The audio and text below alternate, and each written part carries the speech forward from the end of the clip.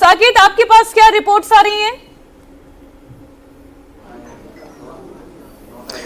मीनाक्षी, देखिए, सौरभ ने शुरुआत में एक बात कही थी कि ये सारे नेता बाद में एक हो जाते हैं, तो मैं हैरान हूं कि आप लोगों ने नांदेड़ पे अभी तक नजर नहीं डाली। नांदेड़ में अशोक चौहान के नेतृत्व में ये पूरा चुनाव लड़ा जा रहा है और फिलहाल वो बीजेपी में है, लेकिन ये हाल फिलहाल में ही अभी बीजेपी में आए हैं। पिछली बार के आंकड़ों की अगर आप बात करें, नांदेड़ में फिलहाल बीजेपी आगे चल रही है, लेकिन दिलचस्प आंकड़ा यह है कि 2012 की अगर आप देखें तो बीजेपी को 0 सीटें नांदेड़ महानगर पालिका में मिली थी और 2017 में उन्होंने बाउंस बैक किया, 36 सीटें आई, लेकिन उसके बाद भी नांदेड़ में जो वर्चस्व था वो बीजेपी का कायम नहीं हो पा रहा था। लेकिन जब से अशोक चौहान इस तरफ गए हैं उसके बाद से आप देखिए कि किस तरह से नांदेड़ में बीजेपी ने बढ़त बनाई। तो वहीं नवी मुंबई की बात करना बेहद जरूरी होगा। मुंबई पे हम लगातार बात कर रहे हैं, लेकिन नवी मुंबई का जो पूरा आंकड़ा है वो बेहद दिलचस्प है। वहां पर सीधा शिंदे गुट और बीजेपी की लड़ाई है। यहां पर जहां हम सभी जगहों पर देख रहे हैं कि महायुति एक साथ लड़ रही है, लेकिन नवी मुंबई में एकनाथ शिंदे बनाम देवेंद्र फडणवीस आप समझिए, और उससे भी ज्यादा वहां के जो क्षेत्रीय नेता हैं गणेश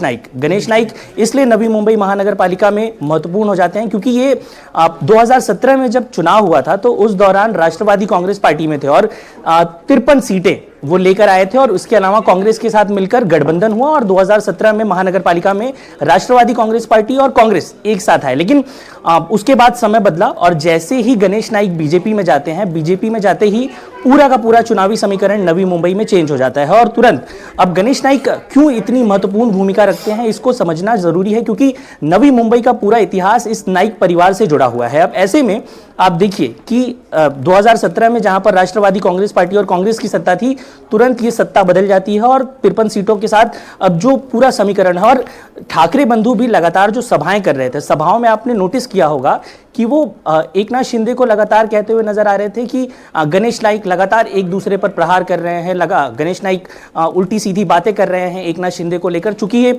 बीजेपी की सरकार में मंत्री भी हैं, तो ऐसे में बीजेपी से सीधा बीजेपी की तरफ से निशाना साधा जाता है एकनाथ शिंदे पर। कितना दिलचस्प आंकड़ा है सौरभ, इस बात को समझिए। और उसके बाद हम लातूर की भी बात करना जरूरी होगा, क्योंकि लातूर की सीट को अगर आप देखें तो विलासराव देशमुख को लेकर जो रविंद्र चौहान का बयान आया था उसके बाद काफी ज्यादा नाराजगी हुई थी। तो ऐसे में क्या बीजेपी वहां पर बढ़त बना पाती है या नहीं? अभी लातूर में आप 6 सीटों पर बीजेपी आगे चल रही है, 10 पर कांग्रेस आगे है। लातूर में आप जो साकेत इशारा करना चाह रहे थे, फिलहाल राजेश, सचिन, निर्णय, समीर, दिनेश और साकेत, आपका शुक्रिया। थोड़ी देर के बाद फिर हमारे साथ हमारे रिपोर्टर्स जुड़ेंगे, तब तक वो थोड़ा और ग्राउंड फीडबैक ले रहे हैं। अब तक और जो वहां पर काउंटिंग सेंटर्स में बातें चल रही है, डेटा जो आ रहा है उसकी बात हम करेंगे।